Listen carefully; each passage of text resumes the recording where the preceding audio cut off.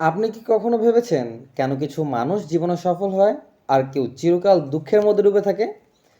অনেকে ভাবে আল্লাহ যদি চান তাহলে আমার জীবন বদলে যাবে। কিন্তু সত্য কি জানেন? আল্লাহ তাদের সাহায্য করেন যারা নিজেদের সাহায্য করে। কুরআনে আল্লাহ বলেন, নিশ্চয়ই আল্লাহ কোনো জাতির অবস্থা পরিবর্তন করেন না যতক্ষণ না তারা নিজের অবস্থা পরিবর্তন করে। এই আয়াত আমাদের জন্য একটা শিক্ষা।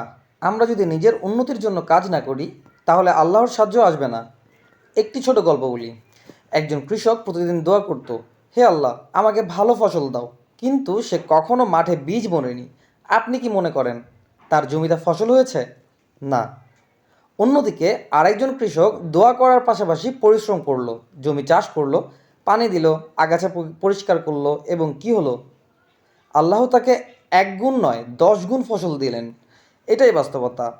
আপনি যদি পড়াশোনা না করেন তাহলে পরীক্ষায় ভালো করবেন কিভাবে?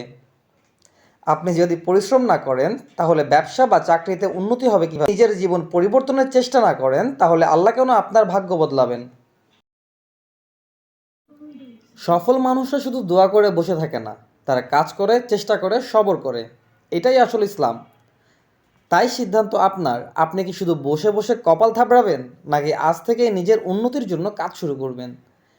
যদি সত্যিই নিজের জীবন বদলাতে চান তাহলে এই ভিডিও শেয়ার করুন যেন অন্যরাও এই গুরুত্বপূর্ণ শিক্ষা নিতে পারে। আল্লাহ হাফেজ। আসসালামু আলাইকুম রহমতুল্লাহ।